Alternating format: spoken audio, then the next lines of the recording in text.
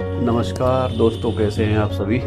एक अभी 2-3 दिन पहले एक नई न्यूज़ आई थी। गवर्नमेंट ऑफ इंडिया ने 156 तरह की यानी 156 तरह की फिक्स्ड डोज कॉम्बिनेशन दवाइयों को बैन कर दिया है अचानक से। और ये पहली बार नहीं हुआ है, समय समय पर इस तरह के बैन लगते रहते हैं। वीडियो को शुरू करने से पहले एक बात मैं क्लियर कर दूं कि फिक्स्ड डोज कॉम्बिनेशन होता क्या है, एफडीसी या कॉकटेल ड्रग्स जिन्हें हम बोलते हैं, वो होती क्या है।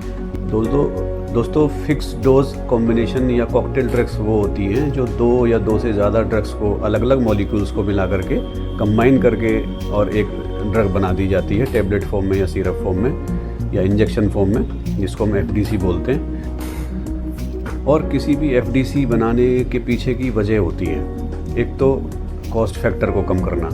2 दवाइयाँ जिनकी अलग अलग प्राइस ज़्यादा है, उसको कॉम्बिनेशन में करके पिल बर्डन थोड़ा सा पेशेंट का कम कर दिया जाता है कि जहाँ 2 दवाई लेनी पड़ रही थी वहाँ 1 से काम चल रहा है लेने से। तो पेशेंट की कंप्लाइंस भी बढ़ जाती है, यानी कि पेशेंट आपके ट्रीटमेंट को अच्छी तरह से फॉलो करता है। जैसे डायबिटीज़ के पेशेंट को कई बार 6-6 तरह की अलग अलग सॉल्ट देने पड़ जाते हैं, 4 तरह के, 3 तरह के। तो उन्हीं में से कुछ को कंबाइन करके दे दिया जाता है, तो पिल बर्डन थोड़ा सा कम हो जाता है। वहीं दिन में 6 बार दवाई लेनी पड़ रही थी, 3 बार लेनी पड़ेगी या 2 बार लेनी पड़ेगी। अब सवाल आखिर ये उठता है कि जब इनको बैन ही करना था तो इनको मंजूरी क्यों दी गई। मान लीजिए 156 तरह के कॉम्बिनेशंस को सरकार ने अचानक से बैन कर दिया, लेकिन ये आए भी तो सरकार की रजामंदी से होंगे मार्केट के अंदर।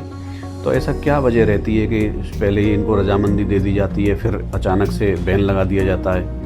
दोस्तों इसके पीछे की जो कुछ वजह सामने आती हैं उनमें एक तो डीपीसीओ का होना।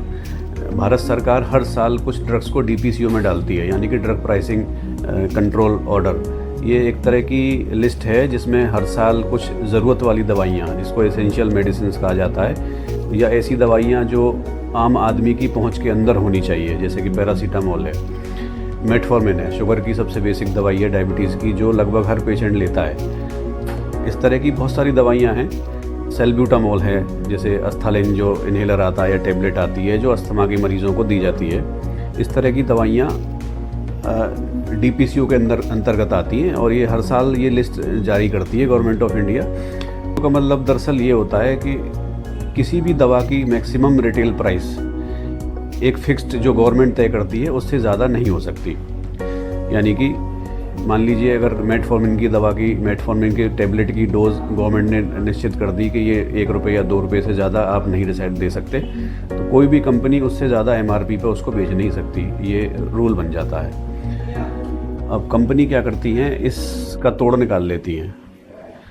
वो एक सॉल्ट के अंदर कोई ऐसा सॉल्ट मिला देते हैं और नए नाम से टैबलेट मार्केट में उतार देते हैं, जिससे कि वो जो डीपीसीओ की लिस्ट है उससे वो दवा बाहर हो जाती है। जैसे एक एंटीबायोटिक है मॉक्सक्लेव, अमोक्सिसिलिन क्लेवलेनेट, ये डीपीसीओ के अंदर आती है। इसकी एक मैक्सिमम रिटेल प्राइस निर्धारित की हुई है गवर्नमेंट ने, लेकिन कंपनी क्या करेंगी, उसके अंदर लैक्टोबैसिलस मिला देंगी और उसको एक नई दवा के नाम से मार्केट में निकाल देंगे कि ये अलग है।